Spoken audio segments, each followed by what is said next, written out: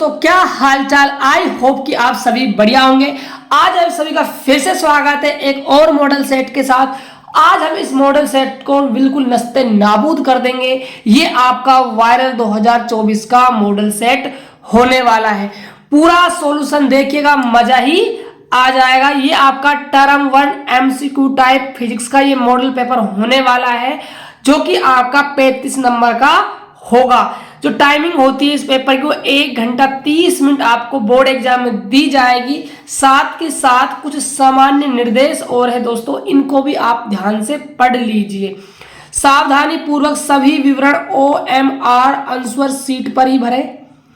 आप अपना पूरा हस्ताक्षर OMR उत्तर पृष्ठ में दी गई जगह पर करें।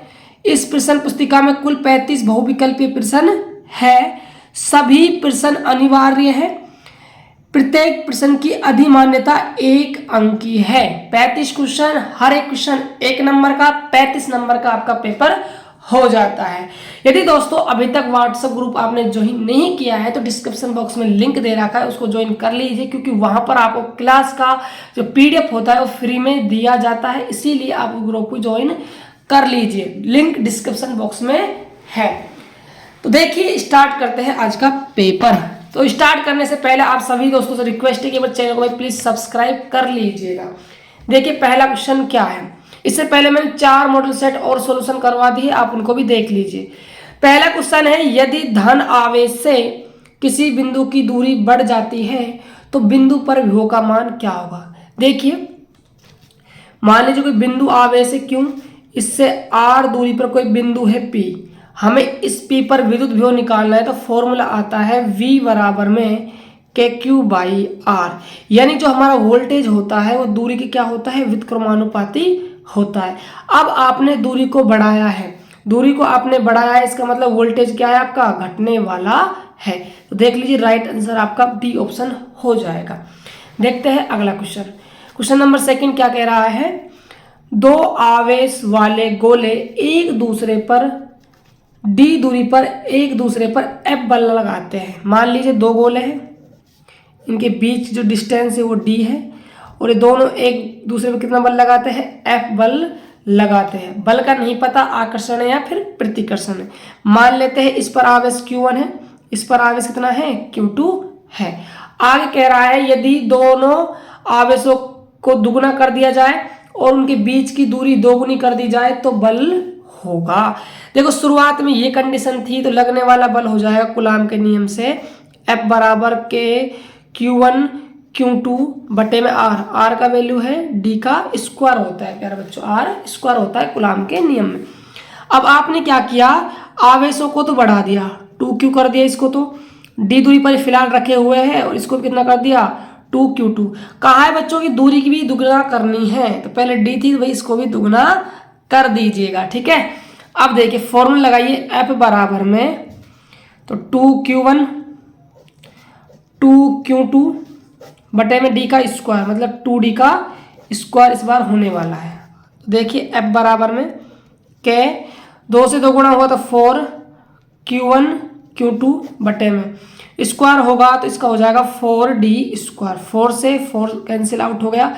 नया बल मान लीजिए आप कितना है, F डैश, तो F डैश बराबर आ गया के Q1 Q2 बटे में D का स्क्वायर। इसको तो हम F मान ही सकते हैं। तो देख सकते हो जो नया बल लग रहा है आवेशों को दुगुना करने पर और दूरी को दुगुना करने पर, वो अब भी क्या लग रहा है, F ही लग रहा है। तो आपका जो ऑप्शन है वो A ऑप्शन आपका बिल्कुल राइट हो जाएगा। अगला क्वेश्चन में बोल रहा है आपसे, विद्युतीय क्षेत्र E और संभावित V के बीच संबंध है। तो आप सभी ने पढ़ा होगा, संबंध होता है इनके बीच में E बराबर में माइनस का dV अपॉन में dr होता है। लेकिन यहाँ पर x के बात कर रेस्पेक्ट में बात कर रहा है, तो आप x लगा दीजिएगा। A ऑप्शन आपका बिल्कुल सही हो जाएगा। देखिए अगला क्वेश्चन क्या है। आपसे कह रहा है, एक धनावेशित कांच की छड़ किसी वस्तु को आकर्षित करती है तो वस्तु होनी चाहिए। भाई एक धनावेशित कांच की छड़ है, यहाँ पर कोई वस्तु रखी हुई है, इसको ये क्या कर रही है, आकर्षित कर रही है। तो पॉजिटिव आपकी छड़ है तो पॉजिटिव चार्ज आकर्षित कर रहा है, इसका मतलब वस्तु पर कौन सा आवेश रहा होगा प्यारो, नेगेटिव आवेश रहा होगा। इसका मतलब ऋण आवेशित रही होगी। ए ऑप्शन आपका बिल्कुल सही हो जाएगा। अगला क्वेश्चन है, यदि एक समांतर प्लेट संधारित्र की प्लेटों के बीच एक परावैद्युतांक डाल दिया जाए तो उसकी धारिता का मान क्या होगा। देखिए जो निर्वात में धारिता आती है सी नोट बराबर वो आती है ए एप्सिलॉन नोट अपॉन में डी, और जो माध्यम में धारिता आती है सी एम बराबर में वो A epsilon naught epsilon R upon में डी आती है। A epsilon naught upon D को हम क्या लिख सकते हैं, सी नोट गुणा में एप्सिलॉन आर। इसका मतलब क्या हुआ, जो माध्यम की धारिता होगी वो परावैद्युतांक से गुणा होगी, तो डेफिनेट है निर्वात से तो ज्यादा आएगी ही, तो इसलिए आपका बढ़ता है। अगला क्वेश्चन है, ओम का नियम तब मान्य होता है जब चालक का तापमान होता है बहुत कम, बहुत अधिक, परिवर्तनशील, स्थिर। देखो आप सभी ने ओम का नियम पढ़ा होगा। ओम का नियम ये कहता है यदि किसी चालक तार की भौतिक अवस्था जैसे ताप, दाब आदि को स्थिर रखा जाए तो चालक तार के सिरों पर जो उत्पन्न वोल्टेज होता है वो करंट के क्या होता है, समानुपाती होता है, तो स्थिर रखा जाता है टेम्परेचर। तो डी ऑप्शन आपका बिल्कुल सही हो जाएगा। अगला क्वेश्चन क्या है, गैर ओमिक प्रतिरोध का उदाहरण है। देखिए मैं आप सभी को बता दूं, गैर ओमिक का मतलब है कि जो ओम के नियम की पालना नहीं करते वो कहलाते हैं गैर ओमिक प्रतिरोध। जो ओम का नियम को पालना नहीं कर रहे, इसका मतलब बी और आई के मध्य एक सीधी रेखा ग्राफ में प्राप्त नहीं होती, वो कहलाएंगे गैर ओमीय प्रतिरोध। तो तांबे के तार, फिलामेंट लैंप, और जो अगला है आपका उदाहरण कार्बनिक प्रतिरोधी डायोड।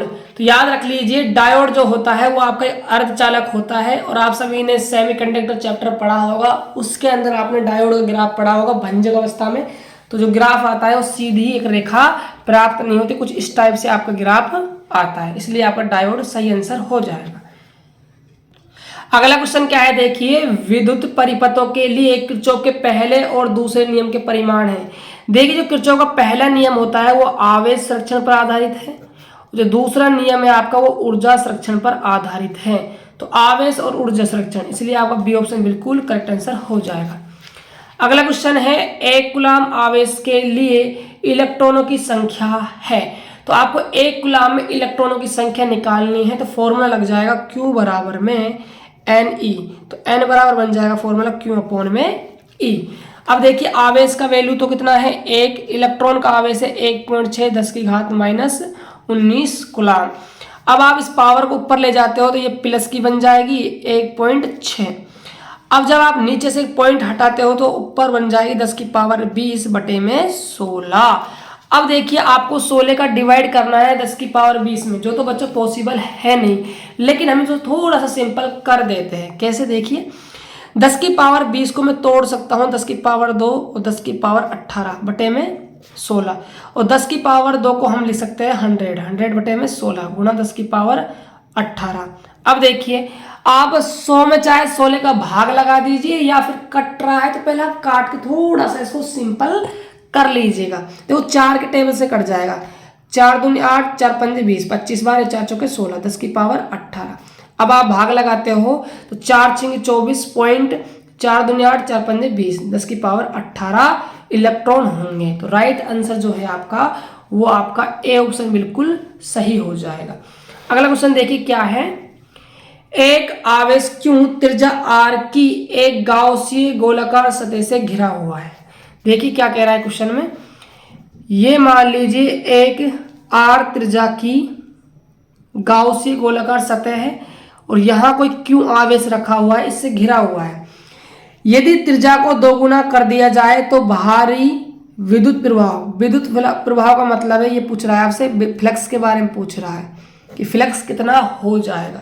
त्रिज्या आपने दुगनी कर दी, मतलब आपने उसका आकार बढ़ा दिया, आकार को बढ़ा कितना कर दिया 2r कर दिया, लेकिन आवेश को नहीं बदला।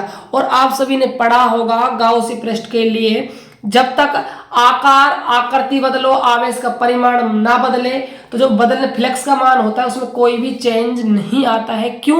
क्योंकि विद्युत फ्लक्स का मान गाउसी पृष्ठ के आकार और आकृति पर निर्भर नहीं करता, निर्भर करता है तो माध्यम पर करता है और आवेश के परिमाण पर करता है। तो जितना पहले से क्यों से विद्युत बल रेखाएं निकल रही थी, मान लीजिए 10 निकल रही थी तो अब भी 10 ही निकलेगी, इसका मतलब फ्लक्स है वो बदलने वाला नहीं है, मतलब सी ऑप्शन आपका बिल्कुल करेक्ट आंसर हो जाएगा। यदि बच्चों आपको किसी भी क्वेश्चन के अंदर कोई भी डाउट रह जाता है ना, तो आप तो बस कमेंट बॉक्स में छाप दीजिएगा, आपको रिप्लाई मिल जाएगा। दोस्तों मैंने आप सभी के इतना तरीके से इस मॉडल सेट को तैयार किया है, इतनी मेहनत करवा रहा हूँ आप सभी के लिए, तो यार इतना तो बनता है कि आप वीडियो को शेयर कर दिया करो अपने दोस्तों के पास, ताकि सभी बच्चे इस वीडियो के साथ जुड़ सके और फिजिक्स का फायदा उठा सके। देखिए क्वेश्चन क्या है, तांबे के पतले तार की तुलना में तांबे की छड़ का विशिष्ट प्रतिरोध है। एक तांबे का तार है, ठीक है, इसको आप छड़ मान लीजिए, चलो छड़ टाइप में बन गई है तो छड़ है। एक तांबे का क्या है, तार है। अब बताइए विशिष्ट प्रतिरोध पूछ रहा है, किसका ज्यादा होगा ये आपको बताना है, मतलब किस है। देखिए मैं आप सभी को बताया जो विशिष्ट प्रतिरोध होता है वो चालक की प्रकृति पर निर्भर करता है, किस मेटल का बना हुआ है। देखिए अब भी जो तार है वो भी तांबे का है, जो छड़ हमने बनाई अब भी वो भी किसकी है, तांबे की। इसका मतलब मेटल की प्रकृति चेंज नहीं हुई है। जब तक मेटल की प्रकृति चेंज नहीं होगी विशिष्ट प्रतिरोध भी चेंज नहीं होगा, इसका मतलब वही रहेगा। सी ऑप्शन आपका बिल्कुल सही हो जाएगा। अगला क्वेश्चन कह रहा है आपसे कि विद्युत फ्लक्स का एसआई मात्रक आपको बताना है। टेस्ला होता है, ये तो बच्चों बिल्कुल ही गलत है। टेस्ला होता है चुंबकीय क्षेत्र का, न्यूटन होता है बल का, और वी होता है आपका विभव का। तो बचा कौन सा, वोल्ट गुणा में मीटर। डी ऑप्शन आपका बिल्कुल सही हो जाएगा। ये तो मैंने बताया कि आप डायरेक्ट कैसे टिक लगा सकते हो। अब हम फॉर्मूले से बात कर लेते हैं। देखिए विद्युत फ्लक्स का जो फॉर्मूला होता है फाई बराबर E D S cos theta होता है, ठीक है। जो हमारा विद्युत क्षेत्र इसका मात्रक होता है वोल्ट बटे मीटर स्क्वायर। अब आप कहोगे गुरुजी न्यूटन बटे कूलाम भी तो होता है, बिल्कुल होता है बच्चों, मैंने कब मना करा, नहीं होता, बिल्कुल होता है। लेकिन देखना पड़ेगा आपकी मात्रक आपको किस में दिया हुआ है। अब आप ये कहोगे गुरुजी ये तो बता दो वोल्ट बटा मीटर कहाँ से आया स्क्वायर। देखिए मैं बताता हूँ आप सभी ने पढ़ा होगा संबंध वी बराबर में ई डॉट में डी पढ़ा होगा, पढ़ा है ना सबने। आपको ई का मात्रक निकालना तो वी अपॉन में डी बन जाएगा। वी मतलब विभव, विभव का मात्रक क्या होता है वोल्ट, और डी है दूरी, तो मात्रक आ जाएगा वोल्ट बटे में मीटर, ठीक है। तो वहां से आपका ये मात्रक निकल, स्क्वायर नहीं है बच्चों, ये स्क्वायर नहीं है ना, वोल्ट बटे मीटर है ना, सॉरी गलती से लिख गया। डी से आपका क्षेत्रफल, क्षेत्रफल का हो जाएगा मीटर का स्क्वायर, तो 1 मीटर से 1 मीटर कट गए, इसलिए आपका डी ऑप्शन बिल्कुल करेक्ट आंसर आपका हो जाता है। देखते हैं अगला क्वेश्चन। एक तार पी समान सामग्री वाले तार क्यू के व्यास का आधा और लंबाई का आधा है, पी और क्यू के प्रतिरोधों का अनुपात बताइए। देखिए दो तार है, शुरुआत में क्या था, एक तार था, मान लीजिए मैं यहाँ बना देता हूँ, एक तार था, ये तार है आपका, ये क्यू नाम का तार है, इसका व्यास मान लीजिए डी है, इसकी लंबाई मान लीजिए एल है। तो इसका जो प्रतिरोध रहा होगा वो रहा होगा आर बराबर में रो एल अपॉन में ए है अनुप्रस्थ काट का क्षेत्रफल जो होता है pi r square, pi r square. R होती है इस वृत्ताकार भाग की त्रिज्या, व्यास पता है, त्रिज्या निकालनी है तो व्यास का आधा कर दोगे तो रो एल पाई, तो डी बाई 2 का स्क्वायर।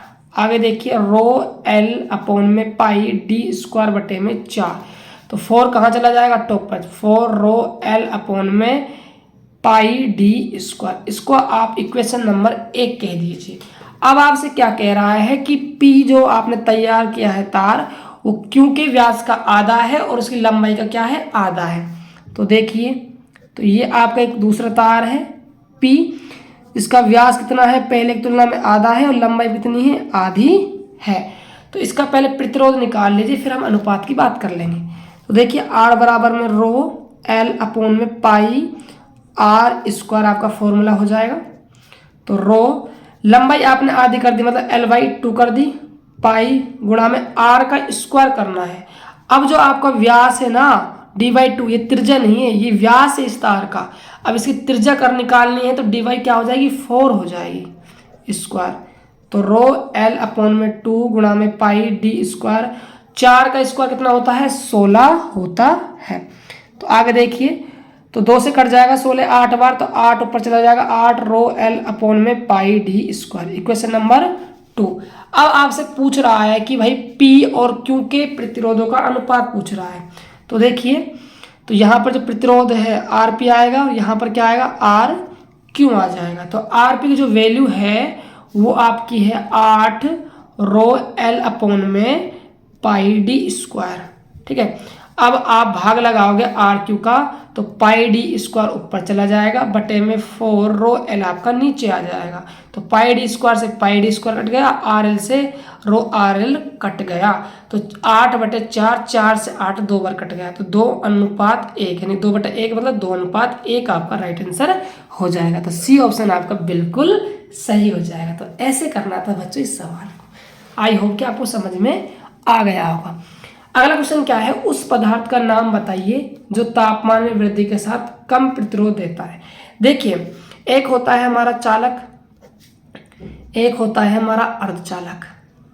देखो चालकों में क्या होता है, यदि आपने टेम्परेचर बढ़ाया तो चालक का जो रेजिस्टेंस है वो बढ़ जाता है, लेकिन अर्धचालकों में क्या है, इसका उल्टा है। यदि आपने टेम्परेचर बढ़ाया ना तो रेजिस्टेंस आपका घट जाता है। इसका मतलब हम चालक की तो यहाँ बात करेंगे नहीं, जो चालक होंगे उन सबका प्रतिरोध क्या है, बढ़ने वाला है, लेकिन हमसे क्या पूछ रहा है, कम हो जाता है। तो हम बात करेंगे अर्धचालक की। जो अर्धचालक होगा वो हमारा राइट आंसर हो जाएगा। देखो सोना जो होता है वो हमारा एक चालक होता है, चांदी हमारी चालक होती है, मरकरी भी हमारी क्या होती है, धातु होती है। लेकिन बच्चों फोकस करो सिलिकॉन पे, ये आपका एक अर्धचालक होता है। और आप सभी ने चैप्टर नंबर 14 पढ़ा होगा जिनमें आपने सिलिकॉन और जर्मेनियम के अर्धचालक बनाए होंगे। क्यों? क्योंकि ये 14वें वर्ग के तत्व होते हैं, इसीलिए आपका सी ऑप्शन बिल्कुल सही हो जाएगा। अगला क्वेश्चन है आपका क्वेश्चन नंबर 15। एक इलेक्ट्रॉन एक समान चुंबकीय क्षेत्र के लंबवत प्रवेश करता है तो इलेक्ट्रॉन का पथ होगा।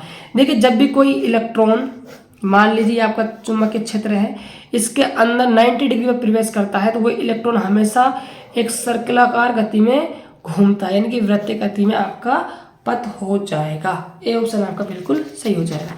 तो देखिए अगला क्वेश्चन क्या है, यदि ई ए अपनी अक्षीय रेखा पर एक बिंदु पर एक छोटे द्विध्रुव की विद्युतीय क्षेत्र की ताकत हो और ई समान दूरी पर भूमध्य रेखा पर हो, तो देखिए जो आपसे कहा है ना, मैं आप सभी को बता थोड़ा सा एक्सप्लेन कर दूं इस सवाल को। आपसे कह रहा है जैसे कि मान लीजिए जो ई है ना, ये अक्ष पर तीव्रता है, जो आपकी ई है ना वो आपकी निरक्ष पर तीव्रता है। और आप सभी ने इनका डेरिवेशन पढ़ा होगा और आपने डेरिवेशन भी किया होगा। जो अक्ष पर तीव्रता आती है ई, उसका वैल्यू होता है 2kp बटे में आर क्यूब। जो निरक्ष पर तीव्रता आती है उसका मान होता है kp बटा में आर क्यूब। तो आप देख सकते हो kp बटा में आर क्यूब को तो आप ई लिख सकते हो, तो ई बराबर में 2 आपका हो जाएगा। तो देख लीजिए राइट जो आंसर है आपका वो बी ऑप्शन आपका बिल्कुल सही हो जाएगा। अगला क्वेश्चन क्या है, ध्यान दीजिए। एक ही दिशा में धारा प्रवाहित करने वाले दो समांतर चालक होते हैं। मान लीजिए दो समांतर चालक तार है जिनमें जो करंट है उसकी डायरेक्शन क्या है, सेम है। ये I1 है, ये आपका I2 है, ये दोनों ऊपर की तरफ इनमें धारा प्रवाहित हो रही है। तो बच्चों आप एक बात ध्यान रखिएगा, हमेशा जब भी दो समांतर चालकों में धारा एक दिशा में प्रवाहित होती है तो दोनों चालकों में आकर्षण बल लगता है। यदि धारा विपरीत दिशा में प्रवाहित हो रही है तो दोनों में प्रतिकर्षण बल लगता है। अब एक दिशा में धारा प्रवाहित हो रही है इसीलिए एक दूसरे को क्या करेंगे, आकर्षित करेंगे। अगला क्वेश्चन है, एक संधारित्र की धारिता का मात्रक होगा। धारिता का मात्रक होता है बच्चों फेरड। यहाँ जो ऑप्शन फेराडे दिया हुआ है ना, ये तो आवेश का सबसे बड़ा मात्रक है। आवेश का सबसे बड़ा मात्रक होता है फेराडे। तो इसको आप काट कर फेरड कर लीजिएगा भाई, क्योंकि धारिता का मात्रक होता है फेरड। अगला क्वेश्चन क्या है, देखिए आपसे पूछा जा रहा है एम्पियर के परिपथ नियम के अनुसार। तो आप सभी को पता होगा जो एम्पियर का परिपथ नियम होता है, किसी बंद परिपथ के लिए चुंबकीय क्षेत्र की लंबाई जो रे के समाकलन होता है वो निर्वात की चुंबकनशीलता और धारा के गुणनफल के क्या बराबर होता है। तो जो आपका राइट आंसर है वो बी ऑप्शन आपका बिल्कुल सही हो जाएगा। अगला क्वेश्चन क्या है, एक आवेश क्यों एक समान चुंबकीय क्षेत्र बी में घूम रहा है, जैसे कि वेग v के लंबवत है तो आवेश पर लगने वाला बल। मान लीजिए कोई चुंबकीय क्षेत्र है तो उसके अंदर यदि क्यों आवेश का पार्टिकल गति करता है तो जो लगने वाला जो चुंबकीय बल है एफ बी बराबर वो लगता है क्यों वी साइन थीटा। वो कितने एंगल पर आ रहा है प्यार बच्चों, वो लंबवत आ रहा है, मतलब एंगल का नाम मान कितना है 90 डिग्री है। तो एफ बी बराबर हो जाएगा क्यू वी वी। तो जो राइट आंसर है आपका वो हो जाएगा आपका बी ऑप्शन। अगला क्वेश्चन देखिए, आपसे कह रहा है लोरेंज बल के लिए व्यंजक है। देखिए जो लोरेंज बल होता है ना, एफ जो लोरेंज होता है आपका, वो विद्युत बल और चुंबकीय बल योग के बराबर होता है, मतलब एफ ई प्लस में एफ बी। जो एफ ई होता है वो क्यू ई होता है, जो एफ बी होता है वो Q V V sine theta होता है। तो देखिए यहाँ से आप क्यू तो कॉमन ले सकते हो, तो ई प्लस में वी वी। आप यदि साइन को हटाना चाह रहे हो तो बीच में क्या लगाओगे, आप क्रॉस लगाओगे। सदिश में लिखा है तो वेक्टर भी आएगा प्यारे बच्चों यहाँ पर। तो ऑप्शन जो आपका है वो सी ऑप्शन हो जाएगा, वेक्टर लगा लीजिएगा ऊपर, ठीक है। ये ऑप्शन नहीं होगा कभी आप इसको टिक कर देते हो, ये गलत है। डी ऑप्शन भी गलत है ना, बी तो दिख ही रहा है सबको गलत है, लेकिन डी ऑप्शन भी आपका बिल्कुल गलत है। तो सी ऑप्शन आपका बिल्कुल राइट आंसर हो जाएगा। अगला क्वेश्चन है, चुंबकीय विषुवत रेखा पर नमन कोण का मान क्या होता है। ये आपके सिलेबस में इस साल नहीं है, नमन कोण नहीं है, दिक्पात कोण नहीं है, ये बात आप ध्यान रखिएगा। लेकिन मैं राइट आंसर बता दूं, इसमें आपका 0 डिग्री आ जाएगा, ठीक। ये भी आपके सिलेबस में नहीं है, याद रखिएगा, ये क्वेश्चन भी आपके सिलेबस में नहीं है। जिस स्थान पर पृथ्वी के चुंबकीय क्षेत्र का क्षैतिज घटक ऊर्ध्वाधर घटक के बराबर है, उस स्थान पर नमन कोण होगा। क्षैतिज घटक ऊर्ध्वाधर घटक बराबर है, इसका मतलब एंगल आपका कितना बन रहा होगा, 45 डिग्री। अगला क्वेश्चन क्या है, एक क्षण चुंबक के अंदर बल की चुंबकीय रेखा। देखिए ये कुछ क्षण चुंबक है, आपसे चुंबकीय रेखाएं पूछ रहा है अंदर अंदर। तो देखो ये आपका एस है, ये आपका एन है। तो चुंबक के अंदर याद रखिए, जो चुंबकीय बल रेखाएं होती है वो एस से एन की तरफ जाती है। याद कैसे रखोगे आप, हमेशा जीवन में क्या बोलो, सत्य बोलो। नारायण भगवान की क्या होगी बच्चों, प्राप्ति हो जाएगी। तो अंदर एस से एन, इसीलिए आपका डी ऑप्शन बिल्कुल सही आ जाएगा।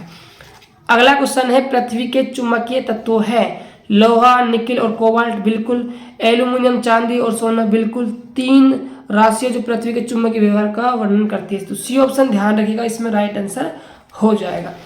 अगला क्वेश्चन है, एक 50 मिली हेनरी कुंडली में 4 एम्पियर की धारा होती है, इसमें जूल में संग्रहित ऊर्जा होती है।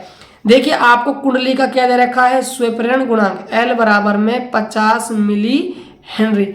मिली को हटाओगे तो 10 की घात -3 से आपको गुणा करना पड़ेगा। तो यहाँ से कैलकुलेट करते हो तो 5 गुणा 10 की घात -2 हेनरी। धारा की वैल्यू है 4 एम्पियर। आपसे ऊर्जा पूछ रहा है, मतलब आपसे यू का वैल्यू पूछा जा रहा है। तो फॉर्मूला होता है यू बराबर 1/2 LI का स्क्वायर। तो 1/2 L की वैल्यू कितनी है, 5 गुणा 10 की घात -2। धारा का स्क्वायर, 4 का स्क्वायर कितना होता है, 16। तो 2 से कट जाएगा 16 8 बार। तो 8 पंजे 40 गुणा 10 की घात -2। तो देखिए आप इस पावर को नीचे ले जाते हो तो ये किसकी बन जाएगी, प्लस की, और 10 की पावर 2 का मतलब 100। तो 0 से 0 कट गया, 4 से 8 10 तो कटेगा नहीं, 2 से काट लो, 2 5 2/5 मतलब कि 0.4 जूल आपकी ऊर्जा निकल कर आ जाएगी। तो आपको जो राइट आंसर है वो ए ऑप्शन आपका बिल्कुल करेक्ट हो जाएगा। तो अगला क्वेश्चन क्या कह रहा है, प्रेरित विद्युत वाहक बल की ध्रुवता किसके द्वारा मापी जाती है।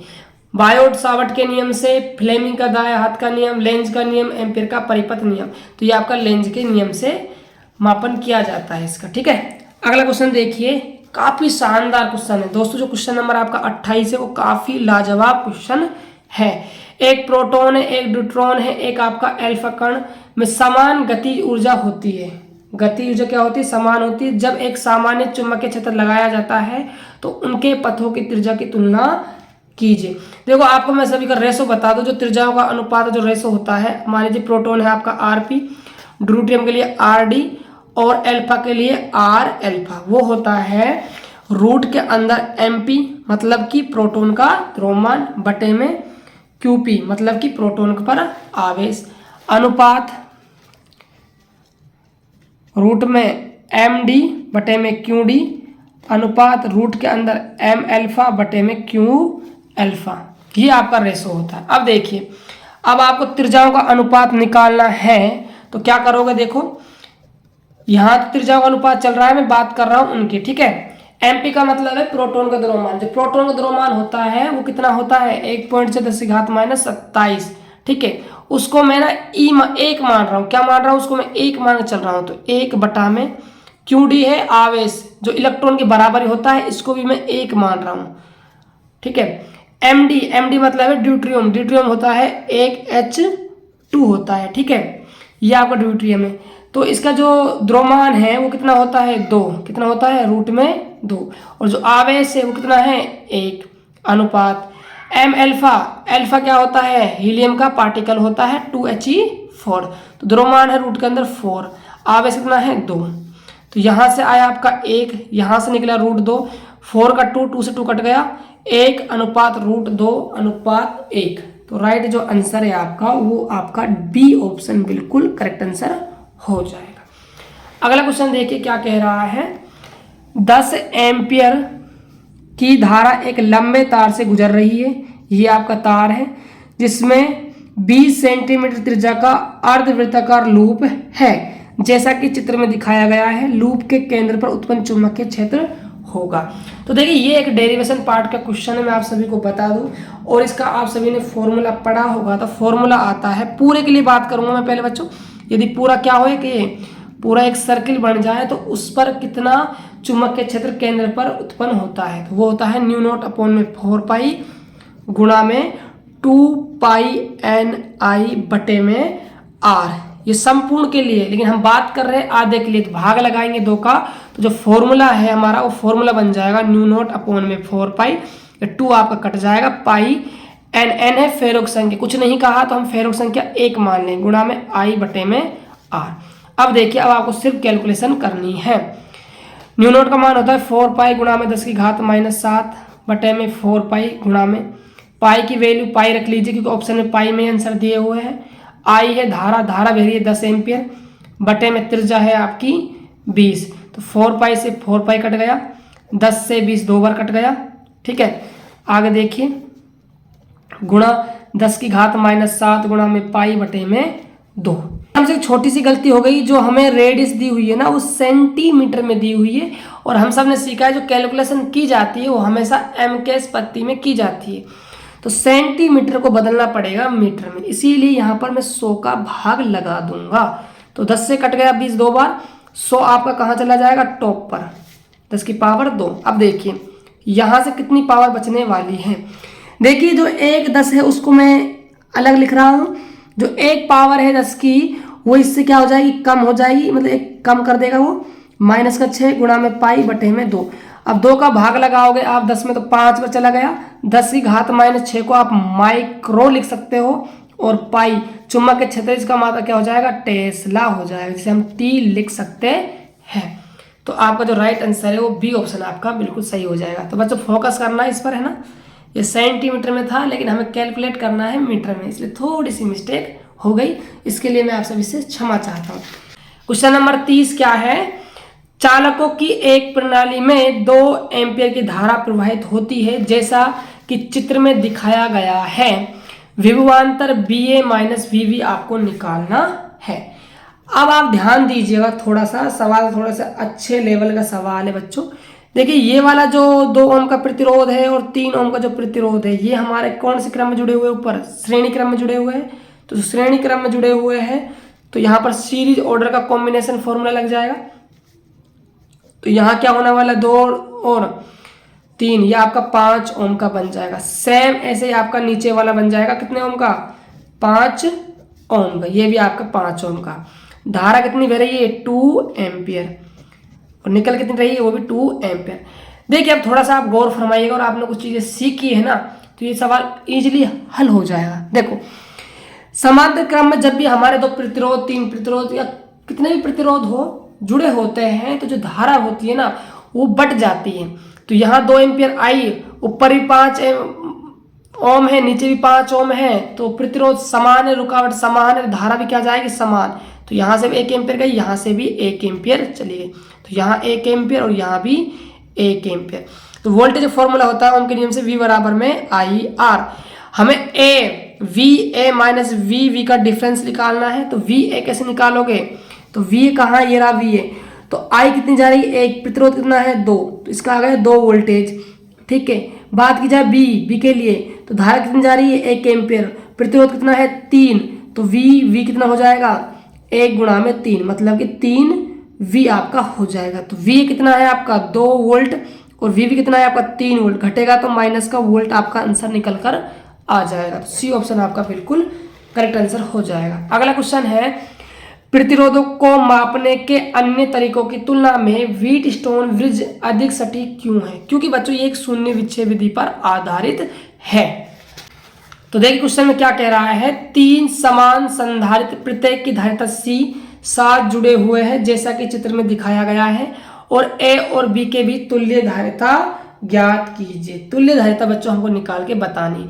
देखिए थोड़ा सा सवाल समझना ध्यान से, ये आपका A पॉइंट है, ये भी फिर आपका क्या बन जाएगा A पॉइंट बन जाएगा, ये आपका B पॉइंट है तो ये भी आपका क्या बन जाएगा B पॉइंट बन जाएगा। यदि आप एक और इस वाली शाखा को, ठीक है, और इस वाली शाखा को ऐसे इनको पकड़कर आप ऐसा सीधे करते हो तो आपको कुछ डायग्राम ऐसा नजर आएगा प्यारे बच्चों, ऐसा डायग्राम आपको नजर में आएगा। ये आपका ए हो जाएगा, ये आपका बी सिरा हो जाएगा, सी धारिता इसकी भी सी, इसकी भी सी।